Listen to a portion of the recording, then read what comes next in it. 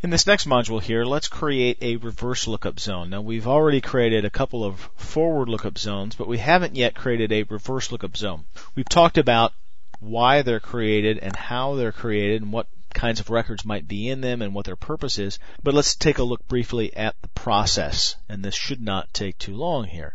On the server that I'm managing, I have some forward lookup zones. Now I want some reverse lookup zones that map to these forward lookup zones so that resources in, say, the beanlake.org zone can be referenced by their IP address. We can map that to a host name rather than mapping the host name to an IP address. We do the reverse. Right-click, New Zone. New Zone Wizard will create a primary zone, so the options will look the same here. Now, here's where it departs a little bit. Reverse lookup zone name. The zone name will be the same one as, or can be, the same one as the network ID. Now here's how to do it. To identify the reverse lookup zone, type the network ID.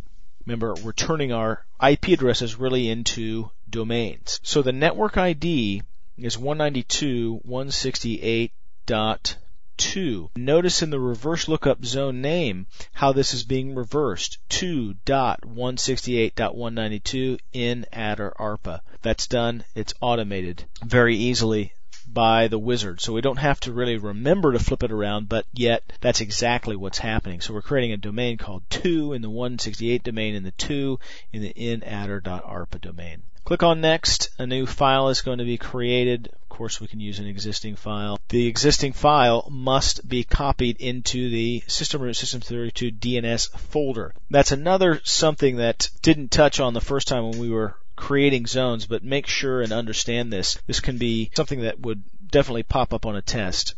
If you have existing information, it first must be copied to this DNS folder before it is used. So that goes for creating forward lookup zones as well as reverse lookup zones.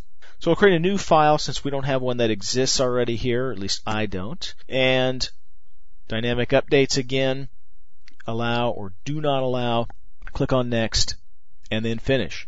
Now the reverse lookup zone name and the icon here of the file lets us know that it's a zone is here. And again, we have a start of authority record and a name server record. And now, finally, in the next module, we start to talk exactly about what these resource records mean.